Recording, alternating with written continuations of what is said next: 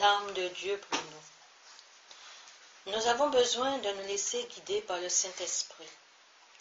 Éphésiens 6, 19, 20. Ne nous décourageons pas et continuons notre combat, car sachant que nous ne sommes jamais seuls, car Jésus combat pour nous. Prions afin que Dieu nous aide à parler de lui et que nous persévérons par l'amour et le courage que Christ nous donne. Sachant que Dieu peut nous employer dans toutes sortes de circonstances pour accomplir sa volonté. Demandons à Dieu de nous aider et que nous fassions sa volonté. Demandons à Dieu d'accomplir toute sa volonté à travers de nous. Que ce soit lui qui nous conduit dans notre vie. Car il a déjà effectué notre plan. Prions afin que nous voyions sa gloire se manifester en nous. Ne doutons jamais de la capacité de Dieu.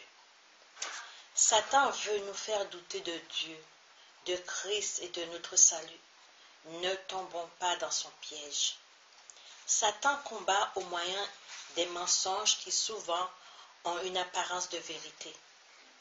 Mais nous, chrétiens, nous détenons la vérité, la vraie vérité de Dieu, qui nous permet de résister à ces mensonges.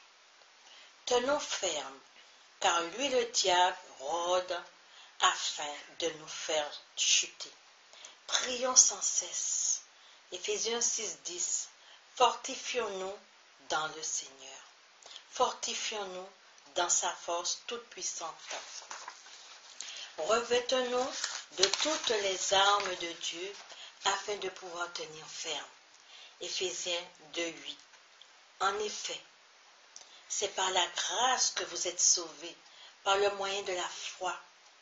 Ce que nous voyons, ce sont les attaques que Satan porte sous forme d'insultes. Mais sachez que le bouclier de la foi nous protège de ces flèches enflammées. Éphésiens 13. C'est pourquoi prenez toutes les armes de Dieu, afin de pouvoir résister dans les mauvais jours et surtout tenir ferme après avoir tout surmonté. Gardez la foi et sachez que c'est la parole de Dieu qui est toute puissante. Faites toujours confiance en Dieu. Mettez toute votre confiance en Dieu. Amen.